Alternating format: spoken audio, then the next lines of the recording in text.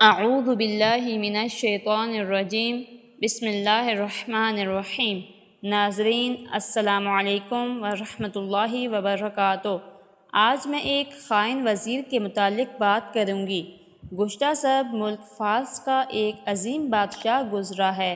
اس کا ایک وزیر تھا جس کا نام راس روشن تھا۔ اس وزیر کے نام کی وجہ سے گزشتہ سب اس پر بے حد اعتماد کرتا تھا اور اس پر ہمیشہ شفقت کرتا تھا۔ یہ وزیر صحیح انسان نہیں تھا اور گزشتہ سب کو ہمیشہ یہ ترغیب دیتا تھا کہ زیادہ سے زیادہ دولت جمع کرے، اگرچہ اس کے لیے لوگوں پر ظلم بھی کرنا پڑے تو اس سے بھی دریغ نہیں کرنا چاہیے۔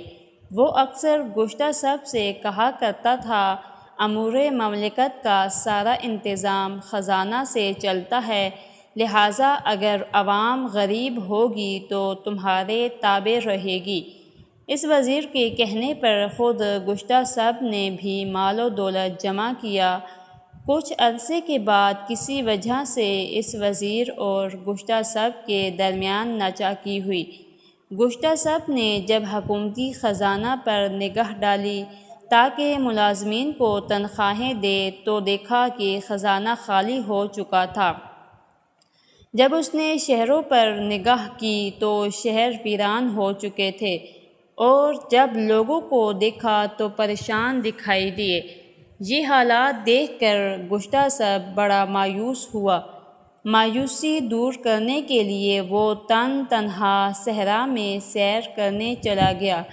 صحرا میں سیر و سفر کے دوران اس کی نگاہ گوسفندوں پر پڑی تو ان کے قریب گیا، دیکھا کہ گوسفند بیٹھے ہوئے ہیں اور درخت پر ایک کتے کو سولی لٹکایا گیا ہے۔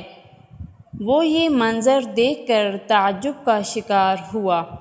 اس نے گڈریا کو بلایا اور اس سے پوچھا کہ تو نے کتے کو سولی پر کیوں لٹکایا ہوا ہے؟ اس گڈریا نے جواب دیا، جناب یہ کتا امین تھا، ایک عرصے تک میں اسے پالتا تھا، وہ میری بھیڑوں کی حفاظت کرتا تھا۔ پھر کچھ عرصے سے اس نے ایک مادہ بھیڑیا سے دوستی کر لی تھی۔ جیسے ہی رات ہوتی تو وہ مادہ بھیڑیا میرے ریوڑ میں سے ایک گوسفند کو اٹھاتی، آدھا وہ خود کھاتی اور آدھا یہ کتا کھاتا رہا ہے۔ جب میں نے مشاہدہ کیا کہ میری بھیڑیں کم ہوتی جا رہی ہیں، میں نے جستجو کی کہ بھیڑیں کہاں جا رہی ہیں، میرے سامنے اس کتے کی خیانت ظاہر ہوئی، لہٰذا اس لیے میں نے اسے پھانسی دی تاکہ معلوم ہو کہ خائن کا انجام برا ہوتا ہے۔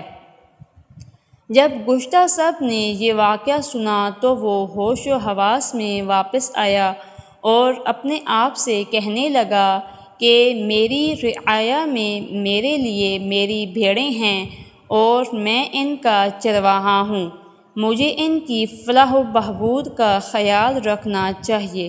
وہ جیسے ہی واپس اپنی جگہ پر آیا تو اس نے قید میں پڑے ہوئے لوگوں کی فہرست طلب کی اور اسے معلوم ہوا کہ بہت سے لوگوں کو اس وزیر راس روشن نے بے جا قید میں رکھا ہوا تھا اور بادشاہ کو درپیش آنے والی مشکلات بھی اس وزیر کی وجہ سے تھیں۔ اس نے مظلوم لوگوں پر رحم کیا اور ان پر ظلم و ستم سے باز آ گیا۔